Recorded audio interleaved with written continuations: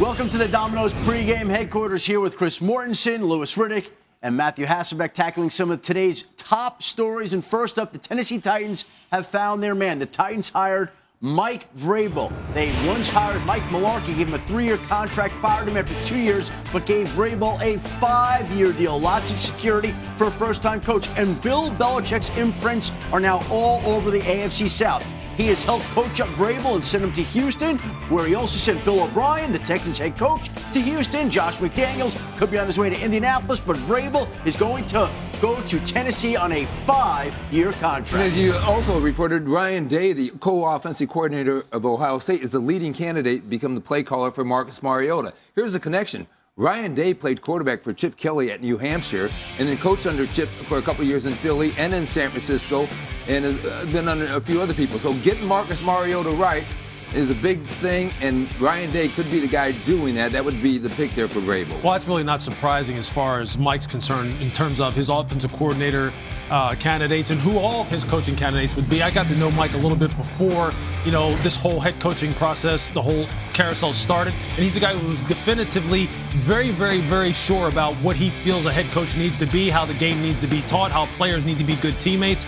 And he's a guy who right now, I think as long as he gets the staff in place that he wants, he will have a very solid plan. He comes from a very solid foundation as far as what he was taught in New England. He has tremendous familiarity with John Robinson. That gives them a tremendous head start as far as how now they attack free agency, how they attack the draft preparation, how they attack, managing the salary cap and on into the offseason. I think he's way ahead of the curve, and I think right now, Houston Texans have they've got a winner here. Yeah, and it's that philosophical alignment that you mentioned. They want to run things there the Patriot way. And so, really, there's two candidates. It's either Josh McDaniels or Mike Vrabel, and it turns out it's going to be Mike Vrabel. And like you mentioned, this is like Mr. Patriot. We know about him as a defensive player. I think of him, he was Gronk before there was a Gronk. This guy's got 12 catches in his NFL career, all 12 for touchdowns, 2 for Super Bowls. So when I think of leadership, when I think of a guy who comes in and commands respect and commands, kind of has that presence, that's Mike Vrabel. And then you think about what he's done since he left New England, who he's coached. He's coached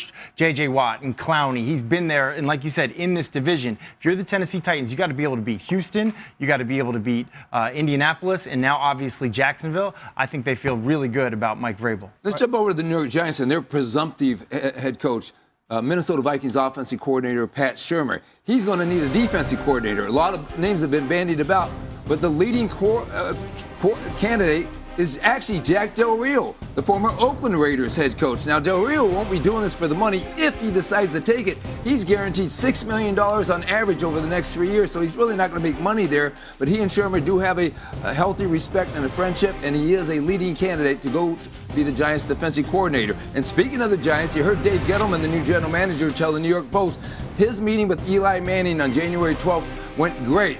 And I've gotten that reaffirmed through Eli in a text. Now, Gettleman laid out his vision, build the offensive line, get a running game. And yes, they are going to evaluate the young quarterbacks in the draft, but they haven't even started that process. They'll evaluate Davis Webb. And Eli himself reaffirmed his desire to remain a Giant, as Gettleman wants him to, and he has no fear of competition with the situation that he believes Gettleman will fix. The one team that has the most mystery surrounding its head coach right now is the Arizona Cardinals. They do want to speak to Patriots linebackers coach Brian Flores again. Everybody knew that the Patriots could lose Josh McDaniels, Matt Patricia. The surprise here is Brian Flores, who is said to be a great leader. And if Brian Flores were to get the job, look for him to bring Jim Caldwell, the Lions' former head coach, as his potential offensive coordinator. But Brian Flores is square in the mix for the Arizona Cardinals head coaching job. And then we know about Brian Flores being in the mix there, Josh McDaniels being the favorite in Indianapolis, Matt Patricia expected to get the job in Detroit. But how about this?